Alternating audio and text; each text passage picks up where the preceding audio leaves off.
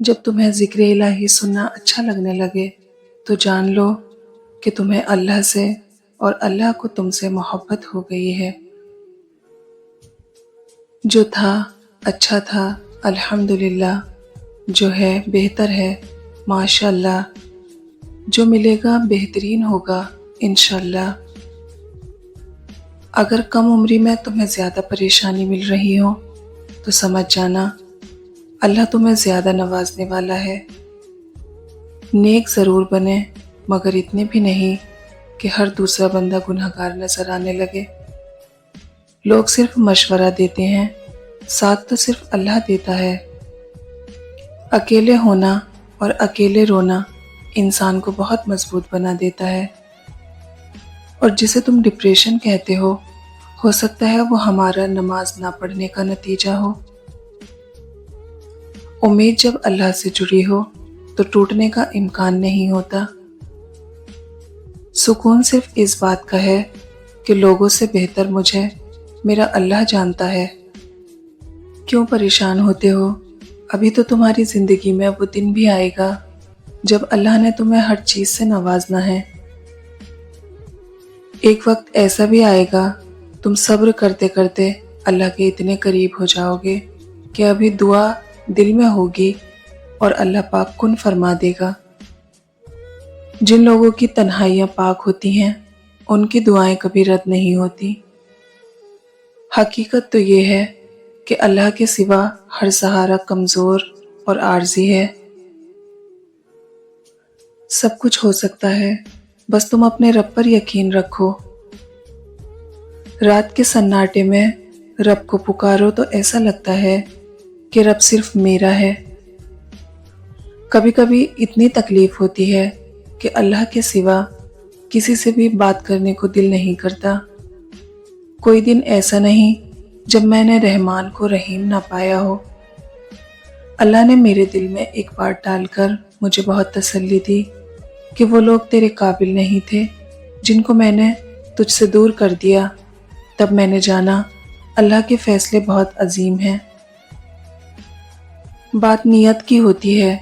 कोई काबे से भी खाली हाथ लौटता है और कोई घर बैठे रब को पा लेता है। अगर ये वक्त आजमाइश का है तो अगला वक्त मौजज़ों का होगा। न कर नसीब से इतने गिले ए इंसान, जब अल्लाह राजी होता है तो हर चीज़ मिल जाती है। थक गए हो, कोई उम्मीद नजर नहीं आ रही, ना उम्मीद हो गए हो, याद रखो अल्लाह अपने बंदों को कभी तन्हा नहीं छोड़ता। तन्हा चलना शुरू करो तो हर रास्ते में अल्लाह थाम लेता है। चलो रब के दरवाजे पर चलते हैं, वहाँ एक आंसू के बदले खुद खुदा मिलता है। अल्लाह जब राजी होता है तो सबसे पहले सजदे की तौफीक देता है, फिर चाहे वो सजदा गम का हो या खुशी का। आपके अच्छे वक्त के असल हकदार वही लोग हैं जो बुरे वक्त में आपके साथ रहे हों। वो कुन कहेगा और तुम गिरते गिरते संभल जाओगे। मेरा अल्लाह मौजज़ों का बादशाह है, जब चाहे हालात बदल सकता है।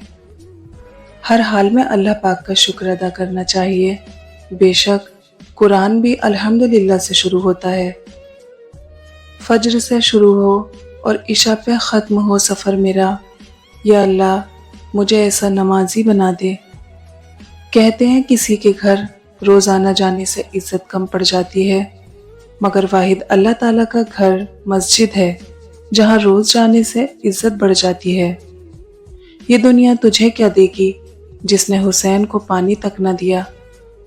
सब्र करें, अगर आजमाने वाला अल्लाह है तो आजमाइश से निकालने वाला भी तो हमारा अल्लाह है। सूरह शम्स में अल्लाह ताला 11 कसमें खाने के बाद फरमाता है, बेशक वो कामयाब हो गया जिसने अपने नफ्स को पाकीज़ा बना लिया। लोग तुम्हें बदनाम करने की लाख कोशिश करें, लेकिन याद रखना इज्जत और जिल्लत सिर्फ अल्लाह के हाथ में है। आज अगर सब्र का दिन है तो कल अज्र का होगा। حضرت علی نے فرمایا، جب دل گھبرائے تو علم نشرہ پڑھ لیا کرو، بے شک ہر مشکل کے بعد آسانی ہے۔ وقت کا تو کام ہے گزرنا، برا ہو تو صبر کرو، اچھا ہو تو شکر کرو۔ کامیابی کا سفر نماز اور قرآن کے بغیر ادھورا ہے۔ اللہ وہ بھی جانتا ہے جو تم کسی سے کہہ بھی نہیں سکتے۔ کاش والدین کبھی بوڑھے نہ ہوں، بیمار نہ ہوں، غمگین نہ ہوں۔ کوئی اے سی کے نیچے بیٹھ کر گلے کر رہا تھا، کوئی دھوپ میں کھڑا ہو کر اللہ کا شکر ادا کر گیا۔ بچپن میں لگتا تھا نماز نہ پڑھنے پر سزا ملتی ہے، اب پتہ چلتا ہے نماز کی توفیق نہ ملنا ہی سزا ہے۔ نماز کو بوجھ کی طرح نہ پڑھا کریں، یہ وہ تحفہ ہے جو اللہ نے ہمیں ہر بوجھ سے سکون پانے کے لیے دیا ہے۔ میرا اللہ کہتا ہے، میرے سے کبھی نا امید نہ ہونا، میں کل کا دن تمہارا بہتر سے بہترین کرنے پر قادر ہوں۔